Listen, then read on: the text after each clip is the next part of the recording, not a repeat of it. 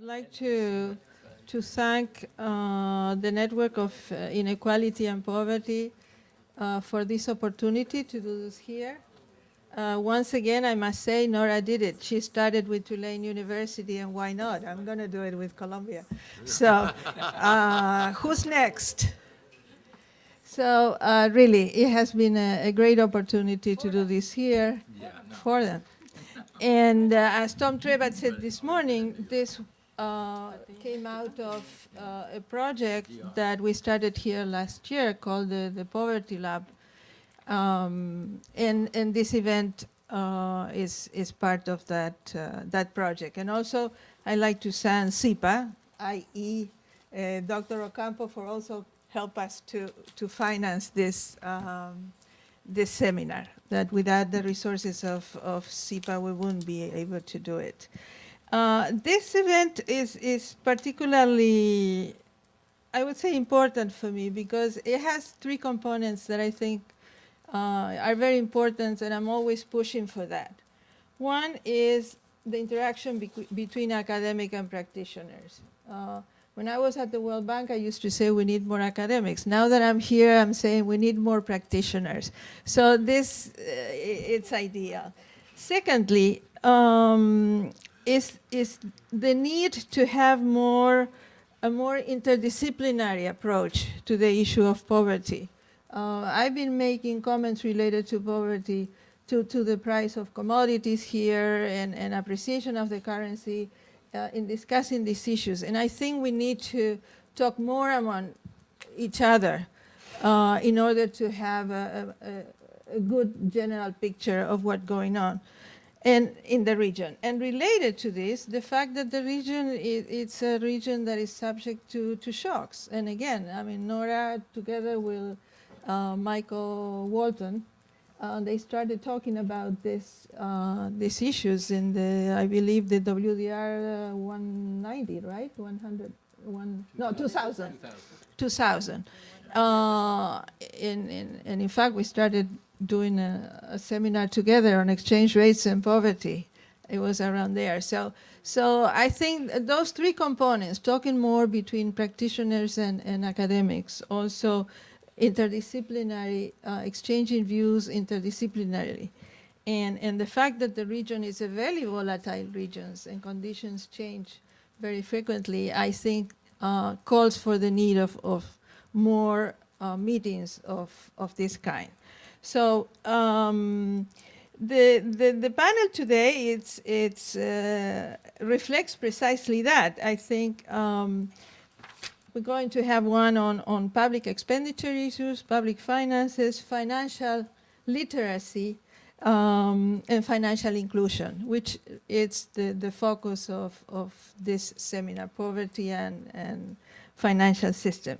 And we have three fantastic speakers, and not only because of their academic credentials, that I'm going to highlight some, and most of you know, but because in some way or another, they all have been instrumental in creating LACEA.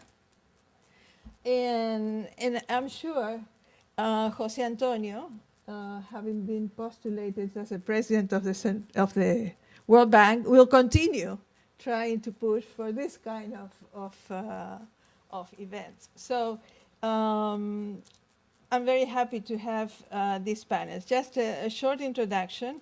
Nora is, as you know, professor of Latin American economics at Tulane University. Before, she has been a professor at George Washington University, director of the poverty group of UNDP, co-author of the Declining Inequality in Latin America that Guillermo made a commercial just a moment ago, and associated with IADB, with the World Bank, and many other international organizations. We also have Darren McLeod, who also has been quite involved in the creation of LACEA, and associate professor at Fordham University, specializing in economic development, and more recently, poverty, immigration, remittances, macro policy, and inequality. So you see the bias here. He recently co-directed a survey on immigrants in New York and Mexico, and also has been part of the UNDP poverty group and doing consulting in many international organizations. Jose Antonio Campo is our third speaker. He is presently the director of the Economic and Political Development Concentration at here, the School of International and Public Affairs, and he has been he has served in numerous positions in the United States and the government of Colombia, most notably as United Nations Under Secretary General for Economic and Social Affairs. Published extensively, same as the other panelists, and he has a PhD from Yale University. So I'm going to leave the floor for them because we want to hear them. Okay, Nora. You were very right to point out that Daryl was instrumental in putting LACEA together at the beginning. He's less well known, but he was a treasurer at the beginning when there was no money. So, and he put a lot of his own money to get it going, and also is the one who registered us as a nonprofit. So did a lot of work for the Latin American and Caribbean Economic Association to exist in the 94, 93, long time ago. Mid-90s. Mid-90s. Yeah. We worked together on this. Anyway, so which button do you press here for the laser? Anyway, we'll see. Okay, so what I am going to present today, hopefully. Did I do anything? Yeah, it's red. Okay, perfect. What I present today is the project that Guillermo referred to during his comments. It's a project, we call it Commitment to Equity, and in Spanish is Compromiso con la Equidad. The abbreviation SEC works in both languages. And essentially, right now, it's being oriented towards analyzing the impact of fiscal policy on inequality, poverty, and in general, the incidence of fiscal policy in Latin America. And it is jointly with the Inter-American Dialogue and Tulane University. And we've grown quite substantially since we started. There's now 12 countries, and we have finished 5. These are the years of the surveys for which the studies were done in the case of the 5 countries that we finished. And there's 7 in progress. There are several of you who are involved in this. Jaime is in the Chilean, George is in the Bolivian, and I think nobody else from this group. But there are several people who have been, pretty soon there's going to be a massive amount of people who are involved. We are expanding most likely to Dominican Republic and Jamaica soon, so we'll be 14. And what we've tried to do is to be very careful in making sure that the way we measure things are comparable. And in any of the incidence studies, for those of you who ever tried them, you know that it's pretty hard because the surveys are heterogeneous. As we saw earlier, the way they treat different questions is quite different. And when you want to have comparability, you have to be very careful.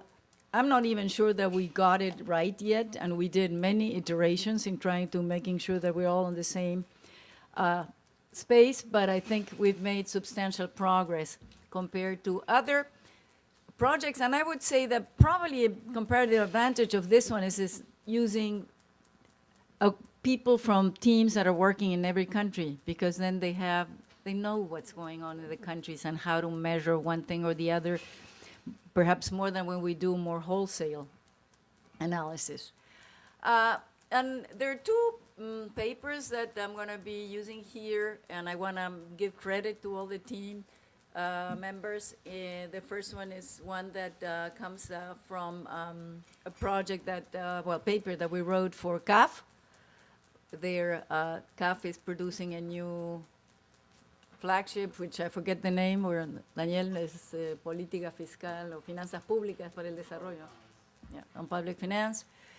And then another one that we're writing with one of my students at at Tulane for a conference that will take place at the end of May.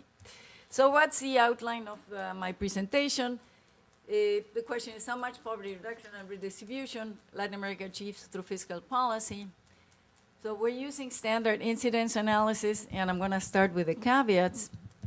The caveat is this is standard incidence analysis, no behavioral responses. We assume that the counterfactual is what it is when you take out by subtraction or when you add what the government gives.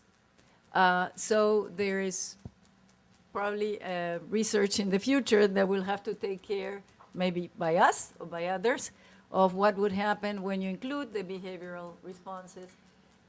No intertemporal analysis. We don't really go into the sustainability of the policies from a macro point of view at this point, which is an issue. And so with all the caveats, we still think that it gives an interesting description of what is happening in the region in terms of fiscal policy and its impact on redistribution and poverty reduction.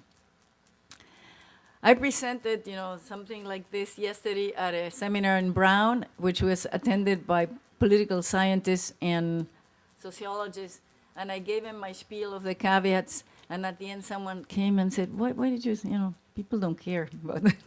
So yeah, that when they're with non-economists, they don't care. But anyway, this is not the case. So what are the main points that I want to convey today? First of all, as you will see, there is a very heterogeneous region, even in this small 5-sample country.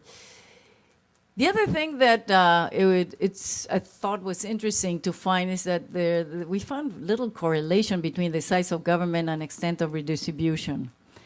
The third one is a finding that other people have already documented that direct taxes in the region are practically useless for redistributive purposes. The fourth one is that we find that cash transfers can reduce poverty significantly, and there are, I think, 2 conditions that I'm going to highlight as important for that. And perhaps, the most important message that I am giving everywhere where I present this, and this generates, of course, a lot of, excitement of the bad and the good one, is that indirect taxes can make the poor become net payers to the government. And also, I'm going to show you some results of how it can make some of the poor poorer, which is different, because in one case it's anonymous, in the other case it's non-anonymous. So, very heterogeneous Latin America.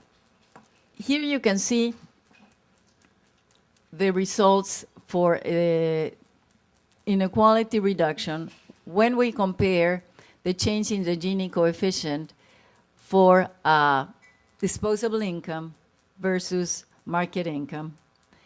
And the way we defined income, the different stages of income, is you start from the market income, then you subtract the taxes and the contributions to the Social Security, you get net market income, then you add the direct cash transfers and you get disposable income.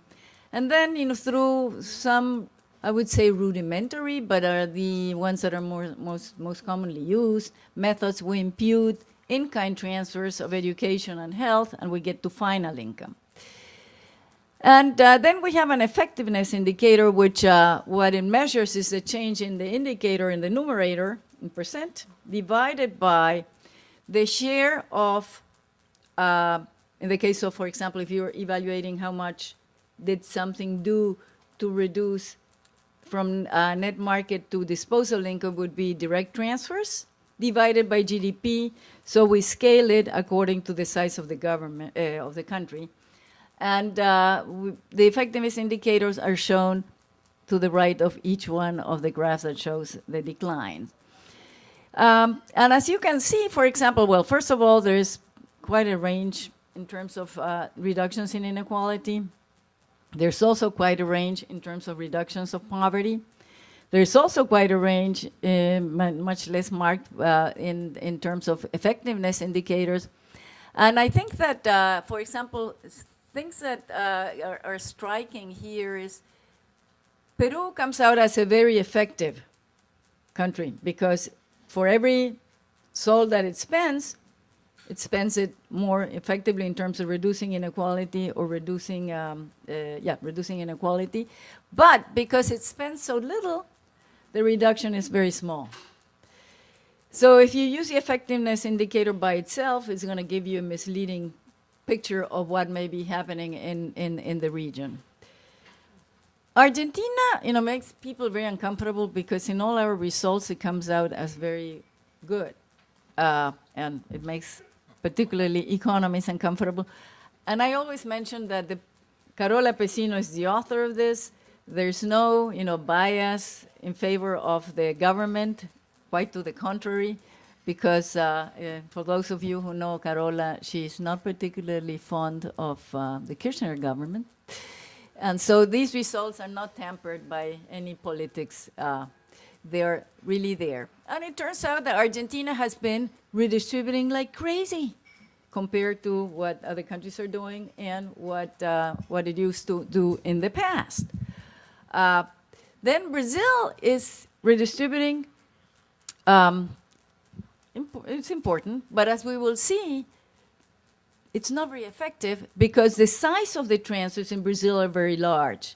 When you compare the size of transfer, I'm going to show you in a minute in a table, the size of transfers to GDP are the high, I'm talking about direct cash transfers, are the highest in the region. And it's because some of the transfers are not really targeted to the poor because they're targeted to people who are widows or widowers and people with disabilities. That takes a good chunk that's not linked to poverty. And therefore, it's not as effective as in other countries. Bolivia is also not very effective because most of the transfers are universal. And they're given based on criteria, eligibility criteria that are not necessarily correlated with poverty, such as age, and such as if you go to primary school, that's a government primary school. By the way, Guillermo mentioned earlier the issue of what you do with contributory pensions and where you place them. All the results that I'm presenting today puts contributory pensions, the ones that are part of the Social Security system, under market income, not under transfers. The non-contributory are under transfers. Why did we do that? Because we assumed that actually the contributory system, if you're in an actuarially fair system, eventually you have to treat it on average as deferred savings.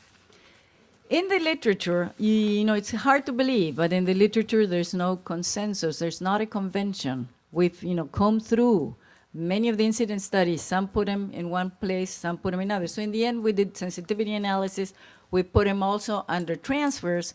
And qualitatively, our results don't change. So we're okay with this. But we have them for anybody who would like to see the zillions of numbers that you generate when you do sensitivity analysis. So anyway, so here you see first the heterogeneous picture, and you can actually see something similar in terms of poverty reduction. We use $2.50 a day for the extreme poverty and $4 a day for the moderate poverty line.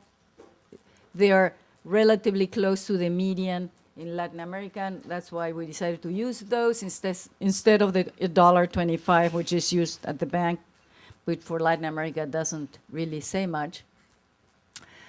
Okay, so the second conclusion is that there is little correlation between size of government and the extent and effectiveness of redistribution and poverty reduction. I already gave you some hints, and here you can see, instead of a figure, you can see the table.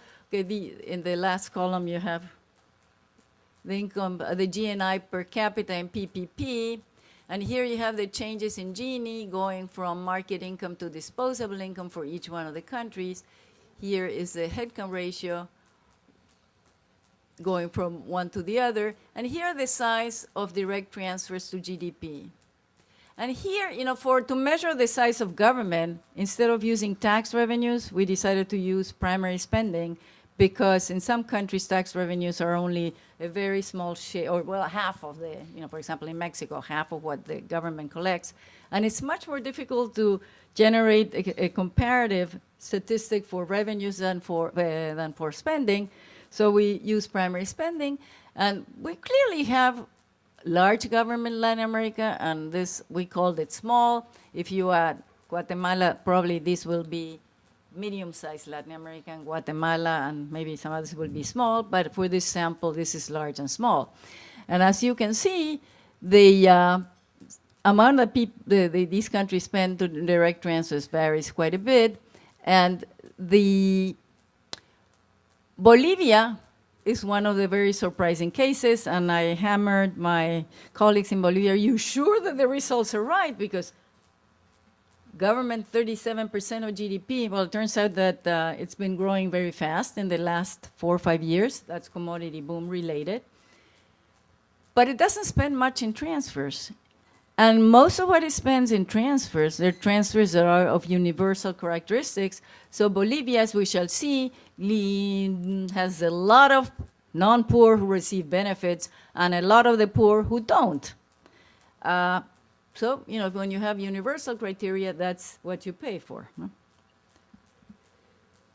The direct transfers, there's very little impact on inequality, but I think this is a caveat, and this is for you, Jose Antonio. We don't have the top incomes. We don't really know what inequality is in the region, frankly, okay?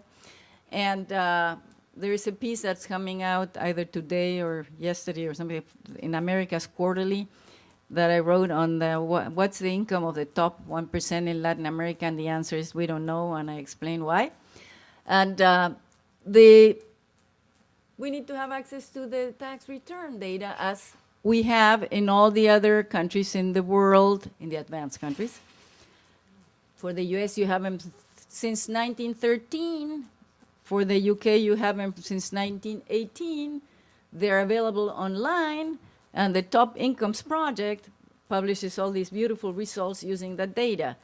In our region and the rest of the developing world, there's no sharing. So I think, we need to establish a code of transparency in terms of what type of information needs to be shared anonymously, maybe not microdata, but tabulations, but there has to be a code. Okay, I'm going to rush. All right. So here, you can see how direct taxes do very little. And this is, here you can trace what happens to the Gini coefficient going from each one of the market income, the net market income, which is after taxes, disposable. This is after indirect, and final income. But I use this graph to show that direct taxes don't do much. In Bolivia, they do 0 because there are no direct taxes. What is the difference between the last two? Okay. We used the terminology post-fiscal. There's also no consensus on terminology, so we are very careful on explain exactly what it is in our papers. This is after indirect taxes and subsidies, and this is after the in-kind transfers, education and health. So here you start from the market, where we put contributory in the benchmark. We don't put it in the sensitivity analysis. We take away direct taxes and contributions. We add direct transfers. We take away indirect taxes and add subsidies, indirect subsidies. And here we add the transfers in kind. Okay. Fourth, the large-scale targeted cash transfers can achieve significant reductions in extreme poverty, but it depends on two factors: the size of the per capita transfer that goes to the poor and the coverage of the poor. The closer the size of the transfer is to the average poverty gap, the better. And I'm talking about extreme poverty. And I start from the premise that we should try to have a minimum living standard in Latin America. And the coverage of the poor, the closer you are to covering the universe of the extreme poor, of course, the better. But here's the leakages. And, I put it in quotations because leakages usually gives the impression that we're talking about errors of inclusion or exclusion. And we, in the project, decided to distinguish between what's error and what's by design. We have exclusion and inclusion by design, and we have errors. But they should be treated separately, because in one case it's intentional, in the other case it's because you did it wrongly. And when we look at the leakages, by design, there are many cases in which there will be leakages. If you have a universal transfer, like you do in Bolivia with Juancito Pinto for primary school children, or Renta Dignidad Monosol, which goes to everybody who's 70 or older, you will have leakages by design, right? And you see what happens in Bolivia. In Brazil, because you have this son las pensiones para circunstancias especiales. No, BPC is there, Bolsa Familia is there, pensiones para circunstancias especiales, special circumstance pension. And we checked with, the guy who's doing this is also Brazilian, but we checked with a bunch of Brazilian. Do you feel comfortable that we have also simulated without putting there, because I was not comfortable not having the counterfactual, but we have it. Then, what about the coverage of the extreme poor? Well, see, Bolivia has a lot of the money going to the non-poor, and it has the lowest coverage of the poor. So that's what you get, again, when you have this kind of targeting, and this non-targeting, rather. But what's interesting also is that in countries where you have these large-scale programs like Brazil and Mexico, you still have about a third of the population in extreme poverty not covered by any transfer. This is not just Oportunidades or Bolsa Familia. We checked anybody who's covered by some transfer of the major transfers.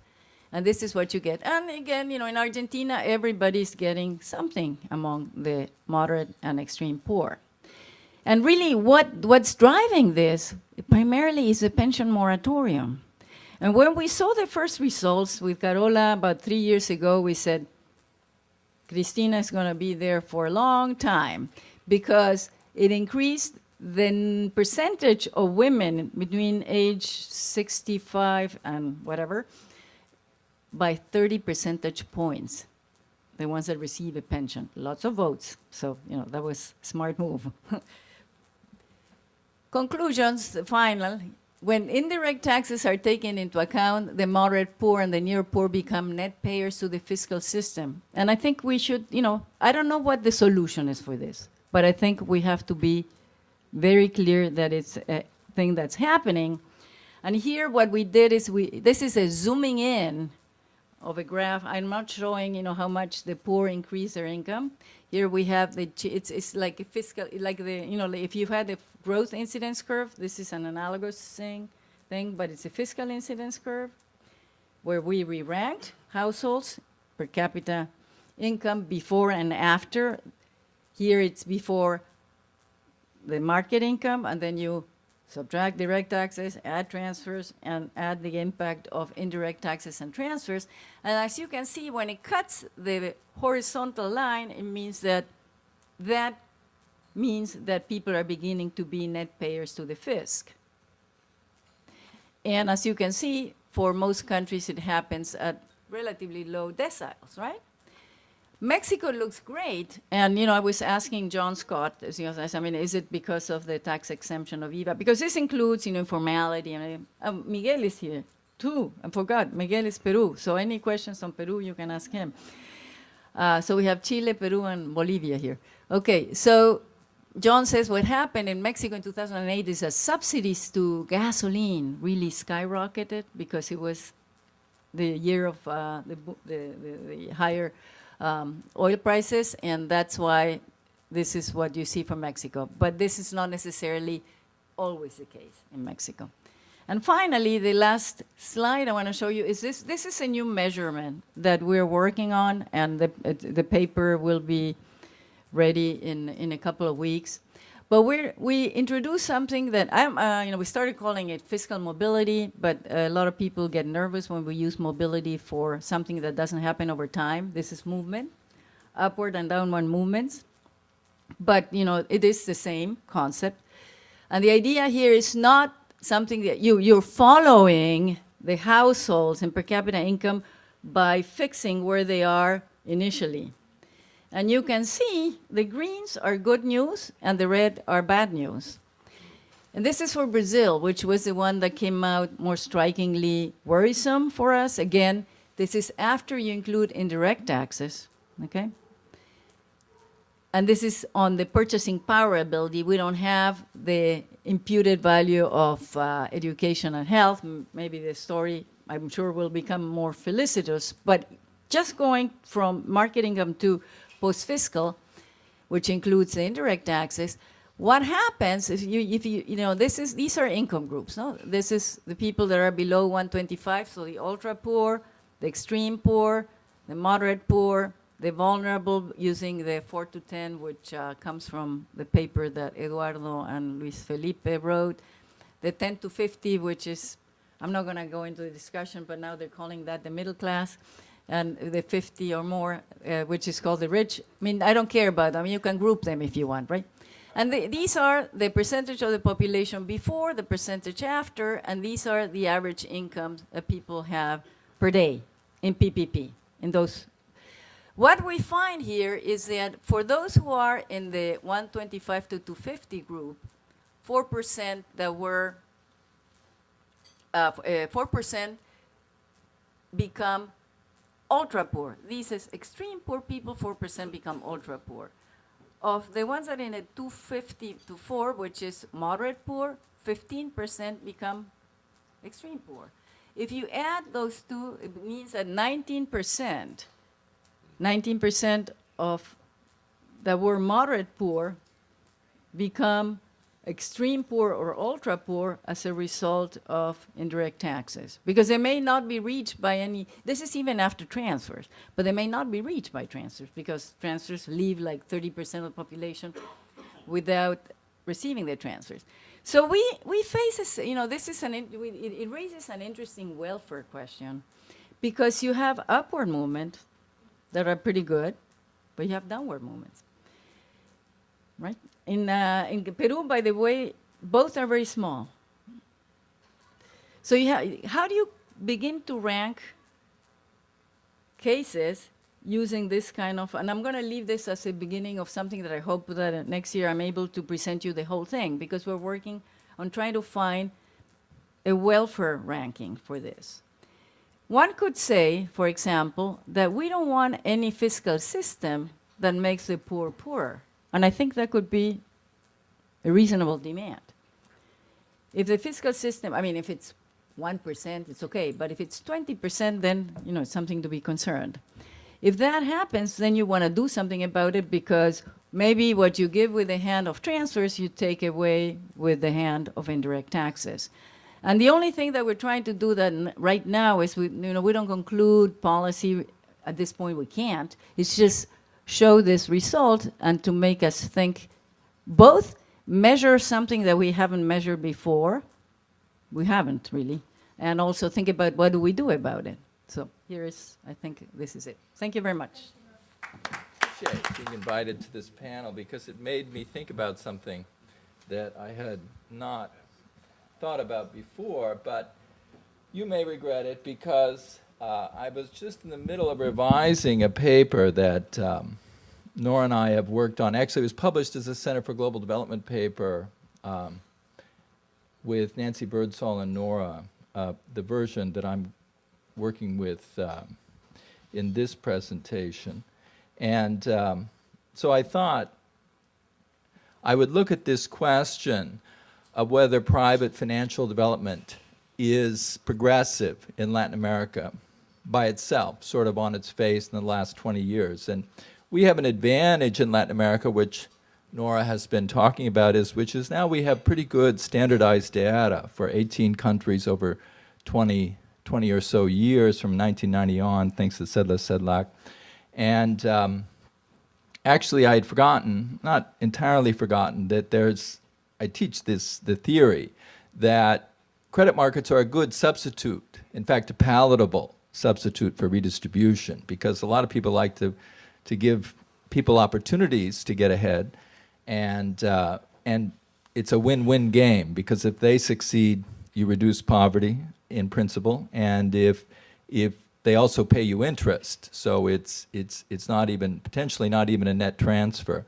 So, and there's also a series of papers which you're probably familiar with at the international level, which shows that financial development measured by private credit or M3 or M2 is progressive. It helps the bottom 20% more than other groups. It reduces inequality, all else constant. Of course, you know, there's lots of questions there. Oh, this is the quote, sorry. Oh, we're going the wrong direction here. I need the little thing, Nora. Oh, there it is, sorry. We got ahead of ourselves here. So I just want to, probably some of you know the answer to this question, and now I'm at the wrong end. Yes, we're getting it. I see the numbers down there. Right. I have a learning curve, sorry. So I just want to talk very briefly about two examples. One from a project we're working on with a group in Mexico and here involving very poor immigrants who send money back from New York to Puebla and Guerrero, some of the poorest regions of Mexico. So it's a massive transfer. And of course, the Bank of Mexico and other agencies want to build financial inclusion in these communities, and they see remittances as kind of a door. In fact, remittances does lead to the development of banking systems. There's a paper about that from the same World Bank Group that published this paper, this cross-country paper. But, and this is the quote where borrowing or financial access is a substitute for just straight redistribution. What Nora was talking about is you just give people money and you redistribute income. But somehow, you know, among donors and also in a large part of the development community now, the idea of giving people access to credit, microfinance is the obvious example, but not the only example, has become very fashionable. And it's just what I just said. You want to give people opportunities, not necessarily equalize outcomes. There's a better incentive story. So we have a regression using SEDLAC's data, a panel regression for better or worse, and surprisingly, I think I looked at M2 over GDP, but I hadn't really focused on this question at all, and neither has our competition in Italy, Giovanni Cornia, who has a very similar paper using a different database. So I looked at this question, and these results are very preliminary and very dangerous, actually, but it looks like, and it's not significant, and the three regimes aren't that much different, the three groups of countries that we were looking at, but it does seem that for Latin America, private credit access is mildly regressive. And I should have done the Gini, which would have been easier, but I like to look at the quintiles and see, you know, and some of the papers do that too. And if we just look at Argentina, we see how this might be possible. There was a big increase in private credit financial development in Argentina during the 90s, and then it ended in a crisis, and then financial credit went way down, and well, the Gini has been going down, and the credit market collapsed for a while, and they've been coming back slowly. But to be fair, the IMF found that there was really two effects of financial deepening on the poorest groups and on inequality. One was the direct effect, which they said was very positive. The other is the financial instability effect, and the financial instability effect had a negative, volatility had a negative effect on the poorest groups, and in some cases swamped the, what happened? Swamped the other effect. So Latin America may be different, I don't know, maybe other people have seen, I don't think with this particular data set, which is just being updated and revised, we've seen this. Latin America is sort of strange in other ways, or different, let's say. Nora mentioned public spending. If you look at total public spending, it's very regressive, just from the regressions. Social spending, though, social spending as a share total government spending goes up, that's very progressive. It reduces inequality. The other example is in some ways more interesting. We're doing a survey of these two groups, one in New York and the other, actually we're doing 3 cities, New York, North Carolina, and LA, but we're focused on the Guerrero and Puebla group. And there's a huge gap in income, and they send back a lot of money. So what do the financial markets do? In fact, a lot of people have thought of tying remittances in to financial institutions or microfinance and as a way to leverage the effect of remittances, especially in Mexico. But my colleague Alfredo Cucuecha and De Roca, his co-author, have just finished a paper in which they find that the credit market actually works against the immigrants. In this last crisis, the immigrants had a lot of access to informal credit, not formal credit, but informal credit at stores and from other money lenders. And suddenly we had the crisis, and people read about the crisis, really. The remittances didn't go down that much. In fact, in peso terms, they even went up a little bit initially. But people became concerned, and suddenly this group, who had been very good credit risk, lost all their access to credit, and having used credit made the crisis much worse for them, whether remittances stopped or not. They were squeezed severely just because they were cut off during the crisis from credit, and that we know this story from other groups too. And there may be reasons for this. As you know, there's a literature showing that standalone microfinance doesn't help that much. In Latin America especially, we have high interest rates, and so the structure of interest rates and the cost of credit is regressive on the face of it. Financial instability I already mentioned, and maybe the credit system by itself is not enough. To be fair, I've only looked at the macro level. I haven't looked at M3. There's a story that the IMF has about savings. This is mainly about credit. So why isn't credit access progressive? It could be, especially for our groups in rural Mexico, there's really not much access. There's not much experience with the banking system or credit in any kind of formal way. And people, maybe they just need financial literacy and education. And I think that's a very interesting line of attack. But it could be that the results that I've seen, and there may be other results, is that financial literacy helps a little bit, but not too much. Obviously, there's other evidence that access to credit can help the poor.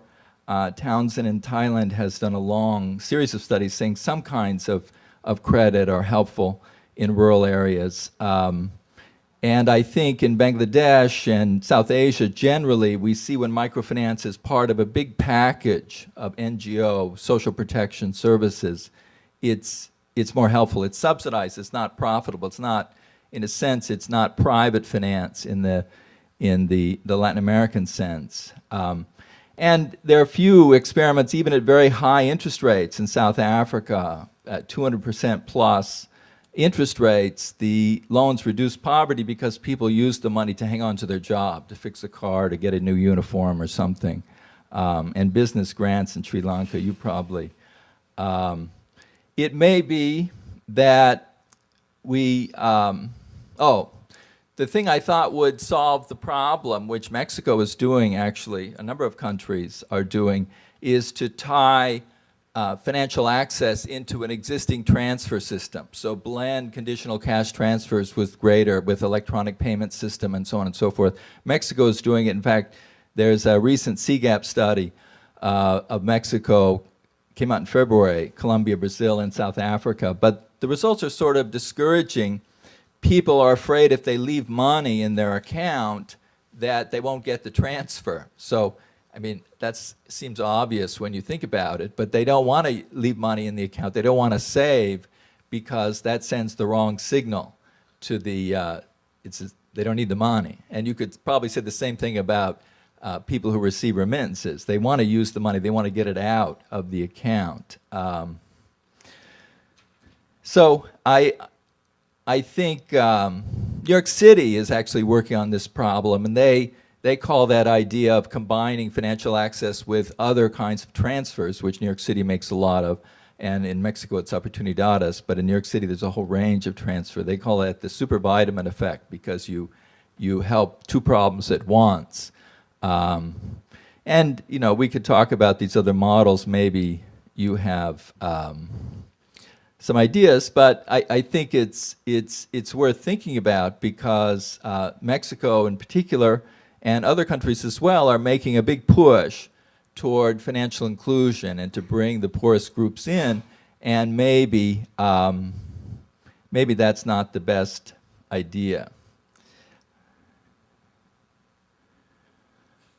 I think that financial access and microfinance is going to be an important part of any kind of transfer and social protection system. I'm not arguing that we shouldn't do it. It's just that we have to find may have to find a different way of doing it, and maybe Latin America is different. There's really a lot more to do with both of these studies, and they are what they are. They're just examples, but I was very interested to be stimulated to ask this particular question. Thank you. Well, when Sara asked me to talk about financial inclusion, which is not a topic I usually work on, I told her I wanted to present perhaps perhaps a not very well known, but actually an excellent study that was done in the United Nations 5 years ago, which is a report called Building Inclusive Financial Sectors,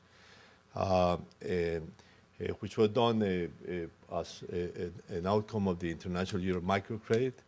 And what's interesting about that exercise was the very, let's say, inclusive dialogue that took place, not only because worldwide, but what was more fascinating for me is the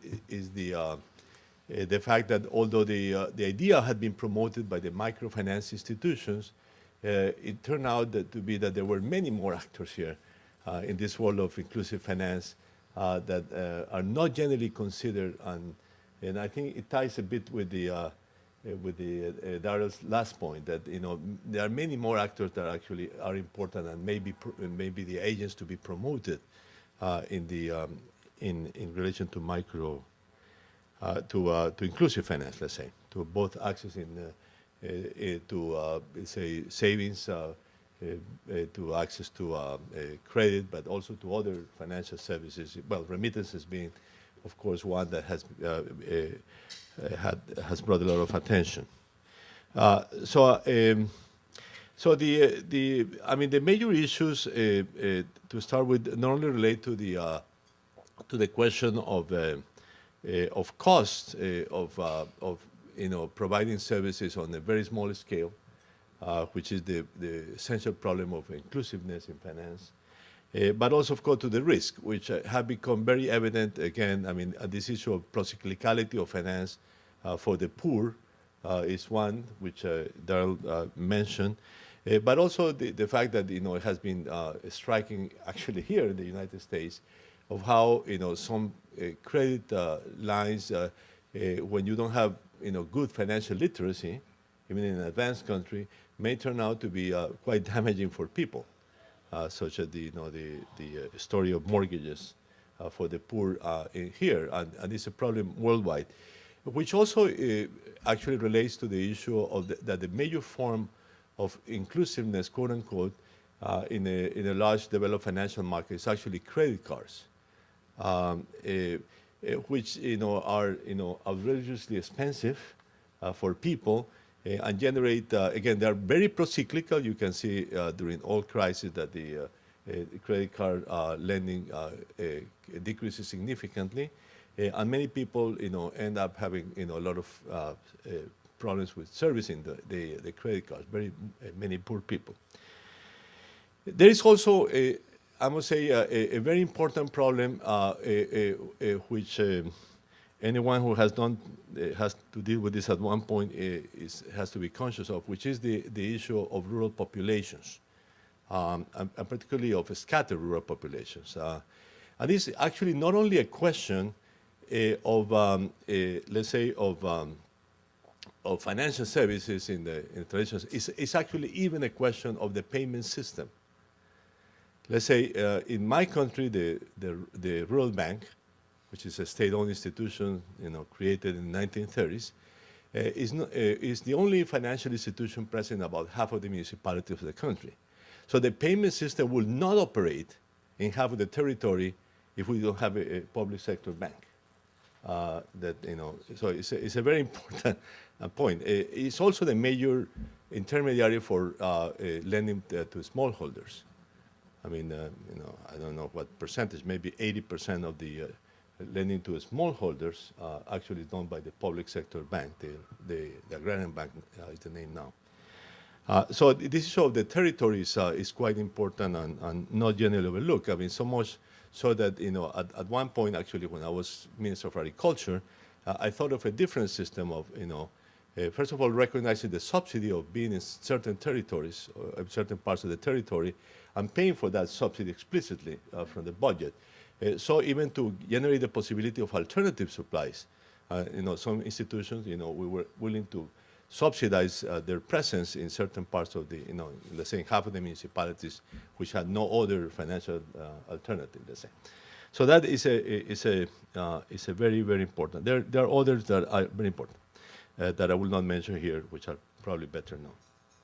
Now, for me, I must say the most important discovery through this project was actually the multiplicity of agents involved. I mean, we think generally, I mean, for instance, let's say microfinance institutions are the best known, most aggressive and the fastest growing. At the time when we were doing this project, microfinance institutions, according to their own calculations, had 150 million clients worldwide. Okay, there is an institution called the World Savings Bank Institute, which actually collects a membership of a very diverse set of other institutions. I mean, like in Spain, it will be the Cajas, now are in trouble, but very important agent in finance in Spain. But also you have these postal banks that are very important in several parts of the world. You have, the largest actually being the Japanese one, which is now in the process of privatization. You have the world of cooperatives, which is very important, particularly in rural areas in the industrial countries. And there are some parts of the industrial world which are actually dominated by credit unions. I mean, I guess in this part of the world, Quebec is the most important case. It's basically a financial system dominated by cooperatives, by credit unions. And then, of course, you have this growing world of so anyway, these institutions which are organized around this World Savings Bank Institute, they say, well, we want to participate because they don't recognize that we have over 1 billion clients. So much, like several times what the microfinance institutions have. So there is that world also. And there is, of course, the world of state banks throughout the whole world, which, as the agrarian bank in Colombia, are the major providers of financial services for many of the poor, particularly in rural areas. So with that background, let me go into the policy issues that we discussed and what conclusions we came to. Now, the first question that was actually quite a heated discussion, particularly with CGAP at the time, related to the issue of whether you should include inclusion as a major objective of financial policy, okay, and even as a major objective of regulation. Alongside the other two objectives of regulation, which is financial stability and consumer protection. And actually, an interesting case is the U.S. itself, which has the Community Reinvestment Act, in which financial inclusion is explicitly included as an objective of financial institutions activities. And they are regularly evaluated. Let's say they have to evaluate our point is, let's start by recognizing that financial inclusion should be an explicit objective at the highest level of any, let's say, financial policy. So there has to be an explicit access policy as part of the financial policy. The second point that relates to the multiplicity of agents is that, in fact, you have a diversity of legal frameworks that you have to work with. So the idea of just doing it through the financial institutions and financial regulation misses the point that many of the institutions are not part of that legal system. So you have to take into account other agents. I mean, credit unions being one. But the cajas, for example, in Spain, which have now they're being incorporated into the strict financial system, but they had another framework and et cetera, et cetera. So you have to have, and of course, microfinance institutions many times are not strictly financial agents in the legal sense of the term. So the many providers, in other words, of inclusive financial services are not banks and not financial institutions. So you have to take into account, which also has implications for regulation, because financial regulation will not cover many types of institutions, but rather the legal frameworks in which they operate, or the particular form of part of government that takes care of that sector. This also relates to a very important issue, which is the supervisory capacity. I mean, it is quite clear that any supervisory financial supervision has a limited capacity to supervise a heterogeneous sort of small agents in the market. So no matter, and this of course is very important because you may actually run into problems with many of these small institutions, and the question is who handles those problems. I actually had, as Minister of Finance, to manage the crisis of the credit unions of Colombia. And it was very striking because there was actually no supervision whatsoever. And then we actually brought them under the superintendency of banks, took them away from the superintendency of cooperatives, which had done a lousy job. So the who supervises is an essential issue. And actually you have to build a strong sense of some codes of conduct that will allow the institutions themselves as a collective or a set of organizations to self-regulate themselves and to try to impose discipline on practices of others. Well, and finally, there was a lot of issues that are more, I guess, more familiar for economists about essentially, who subsidizes and what other policy instruments, who subsidizes what you want to subsidize, and what sort of additional policy instruments you want to adopt. So the first and the most clear case is that the easiest to think about is the financial infrastructure. That the state should take care of that and try to subsidize the development of the financial infrastructure. The payment system, which I said is important because many of the institutions are not quite associated to the payment system, they are not banks. So you have to have a system of payments in which they are clearly incorporated. The information system, the credit registries, et cetera, et cetera. That whole infrastructure for the very small is one, let's say, task that you could see be the first subject of subsidies. But then you go into the discussion of what other things, what other smart subsidies you can think about that will not distort the market. Okay, so the discussion traditionally has been whether you want to subsidize interest payments or not. So the idea is that in principle you should try to avoid that. Although I'll come back to that. And try to subsidize different activities. And in the case of, for instance, of inclusive finance, many times actually donors of different character are actually paying for the starting costs, for the capitalization of these institutions, for the construction of capacities, learning to manage risk, et cetera, et cetera, okay?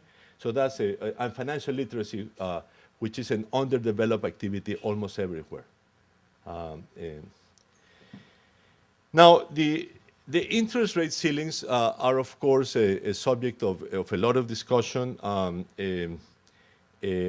I would say that at least in Colombia, one way we found to manage this issue, but even then, some of these institutions, the microfinance institutions, complain, have to do with actually, two questions. First, separate, the transaction costs from the financial costs.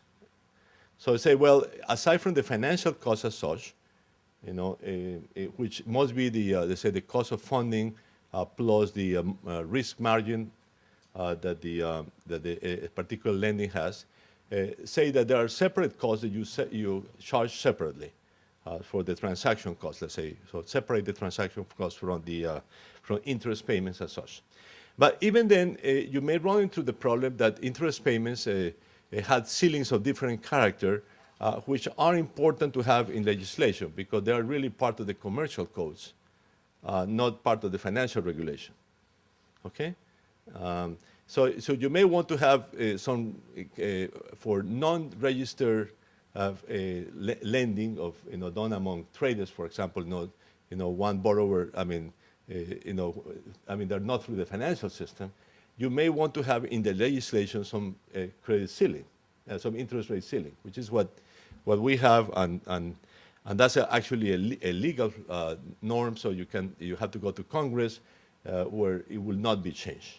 Okay, so that's one very important. But also, and very importantly, because that is also a interest rate that you use for fiscal purposes.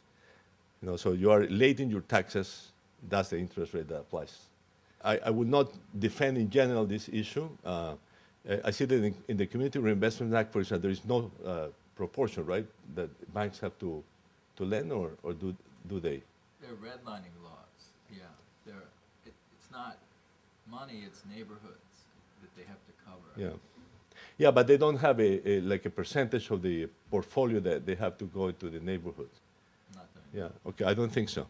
Anyway, so I will not push the issue too much, although many people actually do support the idea of having a minimum proportional portfolio, perhaps with some flexibilities of how do you allocate the portfolio. Actually, it's interesting that in the case of Colombia, we kept that for the agricultural credits, and it has been a major source of funding for credit for smallholders, which is there is a proportion of credit that any financial institution has to allocate to rural credits, and if they do that, they have to buy bonds of the agrarian or the, let's say, development bank, which is a second-tier institution, which then rediscounts the credits of those institutions that want to lend to the rural sector. And actually, it's a system that works relatively well. It gives flexibility so the institutions that don't want to lend to the rural sector don't have to, but then they must invest in the bonds of this development bank. Okay. And finally, of course, the issue of public sector institutions, of state banks. And I will generally say that according to the evidence that we got in this project, is that state banks are really crucial in the inclusive finance worldwide. So you may not want to eliminate them, and actually they have been recreated, like you mentioned, for Mexico.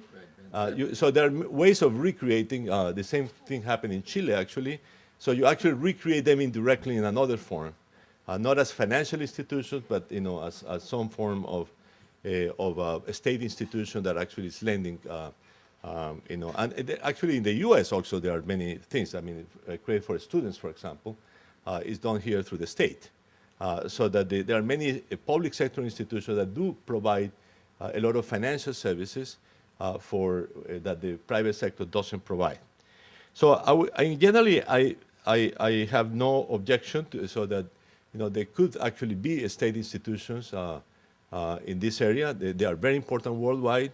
And what I think you should think about is how the governance of these institutions and the transparency in the way they estimate the transfers that are being done, so as to have clarity both in terms of the governance and in terms of the let's say, of the financial results of the institutions.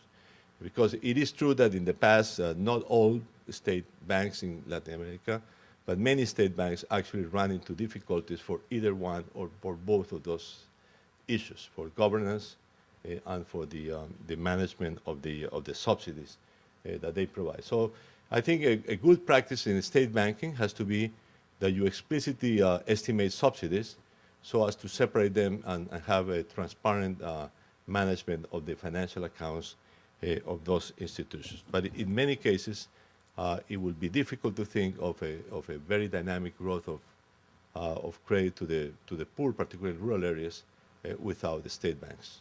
Okay, thank you very much. No, I have some, I've been listening, and thank you very much, and learning a lot. So excuse my errors. No, the first question, it's just a matter of detail, is to Nora, is the effect of indirect taxes. How do you compute it? I mean, what about tax evasion, for example? I could imagine that for very poor areas, maybe very easy to evade taxes, and maybe some of this is not taking place. On Darrell's presentation, I guess you hinted a couple of times to the effects that having the poor having access to credit may be bad during crisis, because there is this crowding out of the poor by the rich, because the rich turn around and they find themselves at home. I think I've heard about a recent study of Mexico looking at loans by size, and there seems to be to have been a reallocation of credit in favor of larger firms. We did a study for Brazil, and we found that too. So there seems to be that factor going on. But the interesting issue there is whether, and also we look at the case of Chile now, not in terms of distribution, but something that strikes me as quite remarkable, and that is we computed sudden stop of domestic credit, not international credit, and Chile turns out to be the one that exhibits the largest sudden stop. So the fact that you are open, maybe you develop things that are good during normal times, becomes risky during a crisis when there is stress in the financial sector. So there are issues there that we may want to think, and maybe they go beyond the boundaries of the country sometimes, like the fund is trying to help in that direction.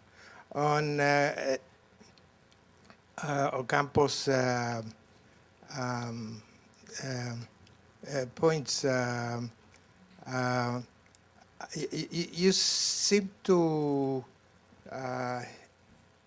hint that procyclicality is an issue that hits the poor probably more strongly than the rest of the economy. But one thing that we see in emerging markets quite clearly is that procyclicality happens even at the macro level, so to say. So it's a disease with which we seem to be living with. But the other is I'm curious about what you said about agrarian banks, and this is a typical economist question on incentives. I mean, if I have lots of agrarian banks and they are very good, maybe they crowd out private banks. So one is, I would not, but I'd like to hear you see my concern, no?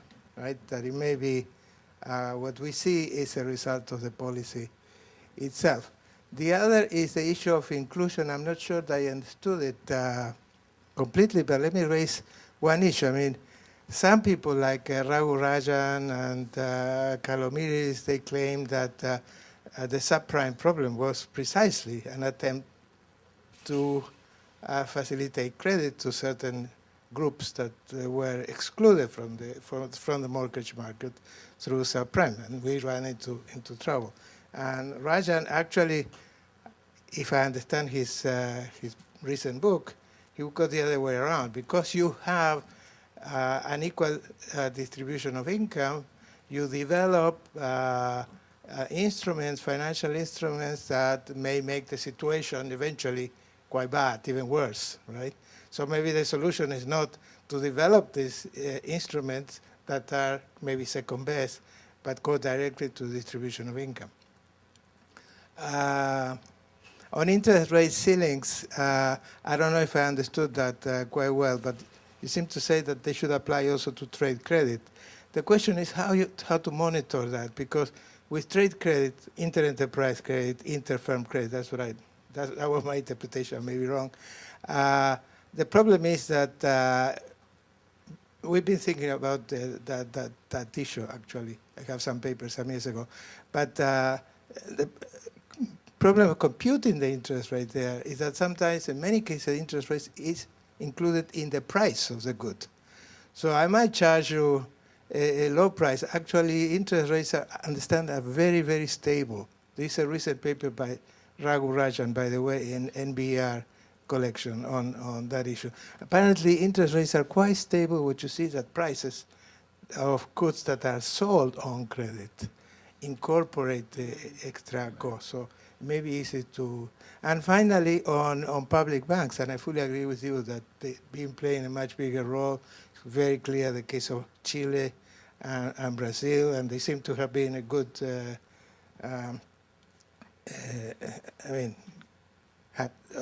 helped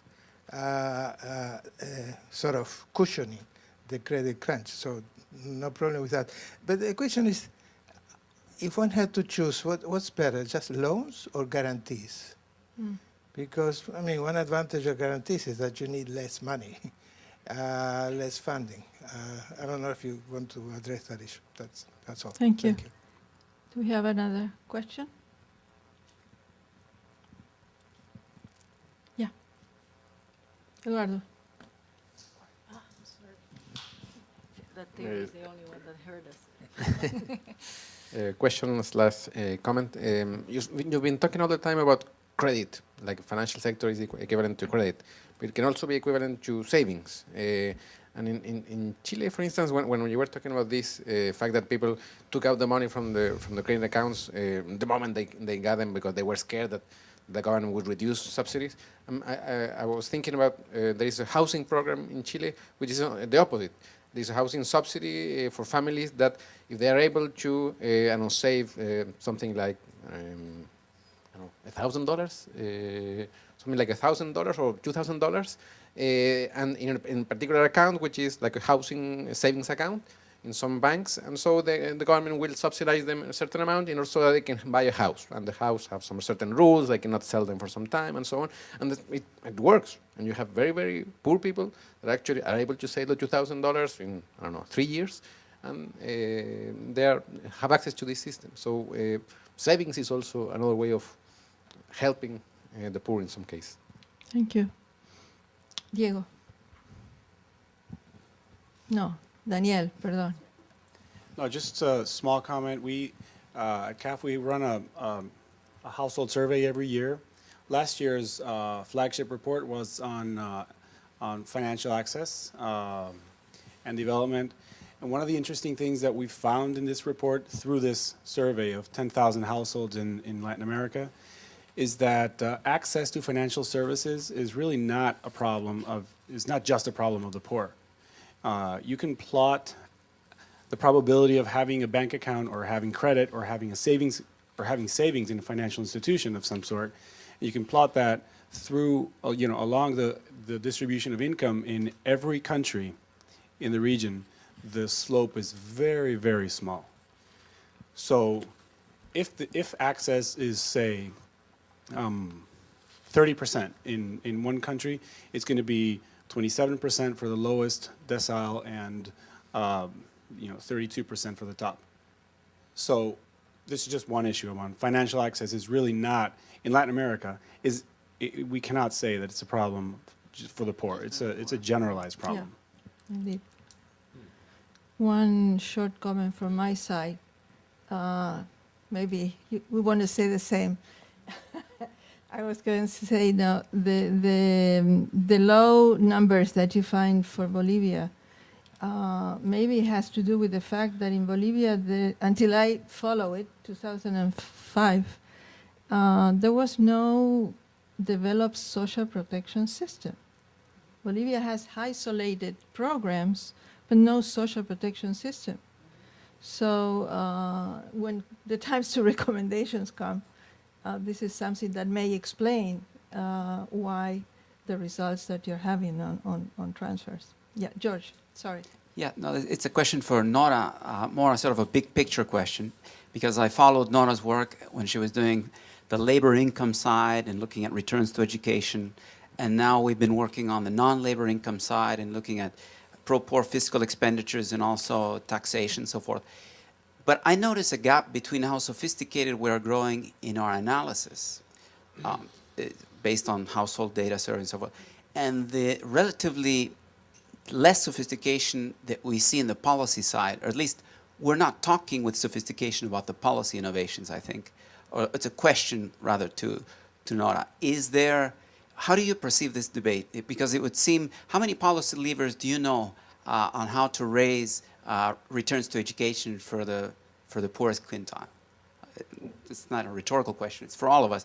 And how many policy levers are there to change the distribution of post-fisc income in a country that has just no fiscal leeway, in which there's no pacto social to start with? So the policy questions, if we put that horse on the other side, how do we get at the policy transformation needed to get these good outcomes, better labor income, better returns on education, more progressive non-income? I think the sophistication is lacking in our discussion, at least. That's my sense. But I am sort of following what you've been doing and you're leading in this field. Thank you very much. Maybe we should start. Nora, would you like to start? Yeah. The first question was from Guillermo, and I think it's very appropriate. I didn't have time to go into all the endless assumptions that we have, but we do take into account evasion.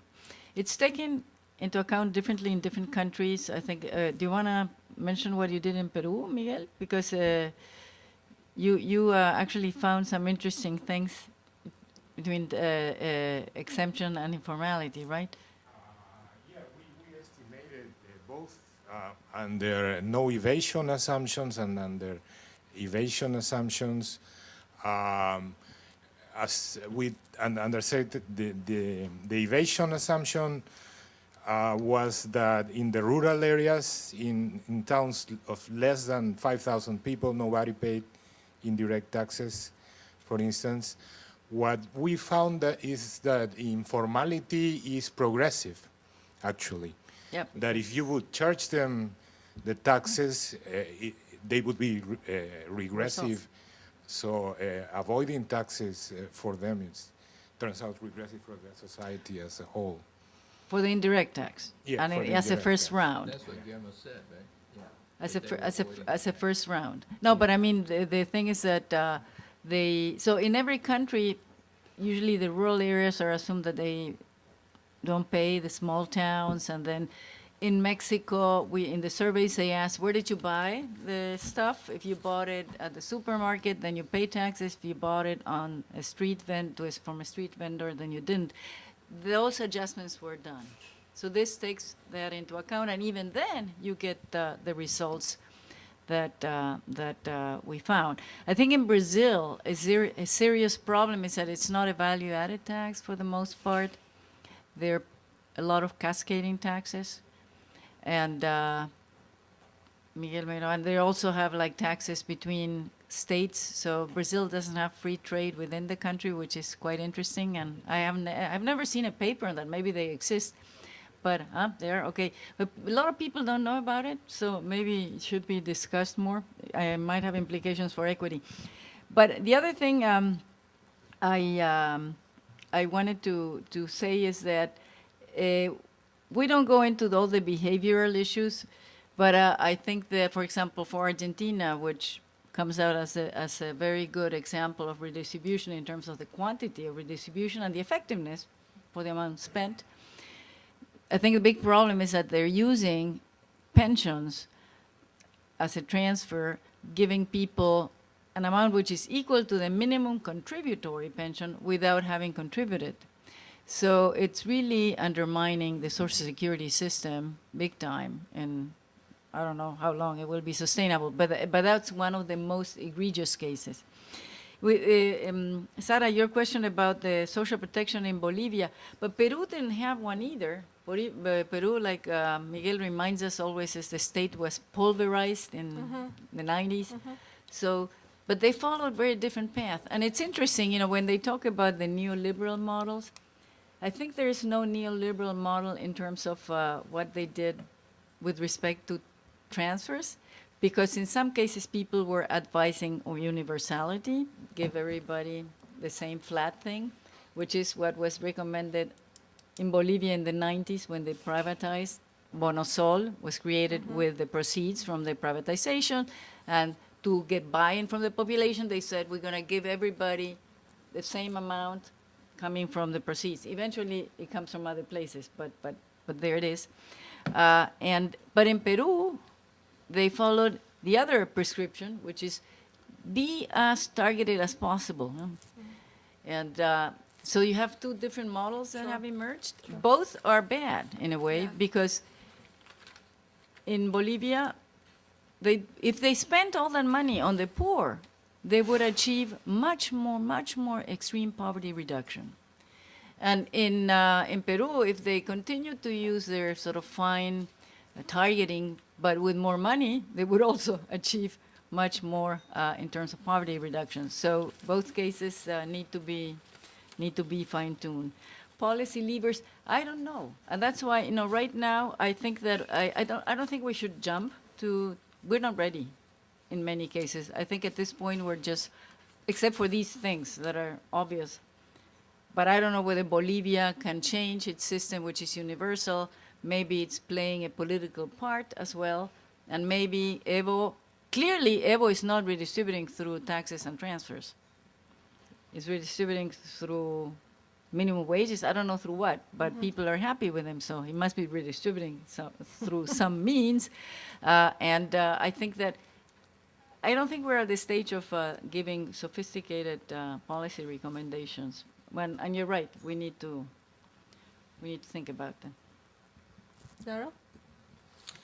Yes, I just wanted to reinforce one point that Antonio, in fact, Guillermo made this same point, which, well, it answers a question that Guillermo raised.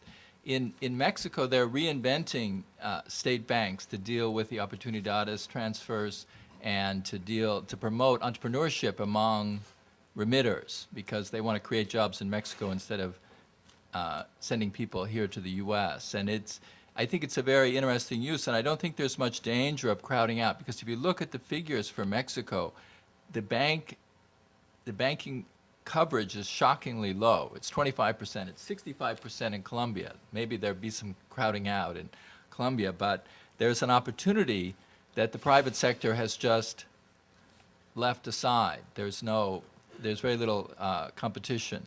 And also with regard, I think the answer to the Rajan question about the subprime mortgages, there is obviously people use credit and they want to reach, and they pay high interest rates sometimes, are they unexpectedly high in this case. And I think that's a failure of supervision and regulation, which is exactly what you were talking about. But ironically, the tightening of regulations after the crisis made it harder for the credit unions. We work with a lot of credit unions here in New York, and they had to stop lending. They actually got large grants from the big banks who were trying to improve their image and comply with the Community Reinvestment Act, but they couldn't lend because they were scrutinized very strictly. And I think all of these things point to the need to acknowledge and use a subsidy in order to acknowledge the subsidy component, maybe that an interest rate cap implies. And I think there's been more progress not publicly, but privately or in terms of that in Asia than there has in Latin America. There is a need for strict supervision in the boom and then relaxation and subsidies and leaning against the wind, and that otherwise these credit markets do make things worse, and you find people who are in very dire straits having to move out of their houses and things at a time when you don't need that. And I think the U.S. has not solve that problem. But it's pretty clear that there are areas and periods of the business cycle when you need to acknowledge and even increase the state subsidy and participation. It's happening, but it's not really, I don't think it's acknowledged, the extent of this pro-cyclical problem. Thanks, Larry. Yes, I mean, I think in the U.S. I think there were two separate problems: procyclicality, Right. which for the poor. I mean, procyclicality is a general phenomenon, but I think there is quite a strong evidence that in terms of credit is worse for the poor. And second, the issue of consumer protection, which was clearly and consumer protection and financial regulation has always been thought in terms of the savings, but what has become clear that you have to have consumer protection also for lending, Right. so that people, so people who are not sufficiently literate in financial terms can actually be protected from practices that are harmful. And I think the subprime is actually correctly has been identified as one of those cases. So again, in my framework, the basic three basic objectives of financial regulation should be a consumer protection on both sides of the financial transactions, a financial stability, or perhaps you want to have financial stability first, and some issues of access. I mean, access should be explicitly mentioned as an objective of financial regulation with all so that relation to those. Now the second is public sector banks may have a role as a countercyclical instrument. I was not referring to that. I was really referring to access. So you may want and they're being reinvented. I mean, some form of public sector institutions, and there is actually many more that you can think. I mean, in this country, so have the most developed financial system of the world, you actually have many forms of state intervention in that regard. I mean, the Small Business Administration, the Community Reinvestment Act, you have the education loans. I mean, so there are many forms.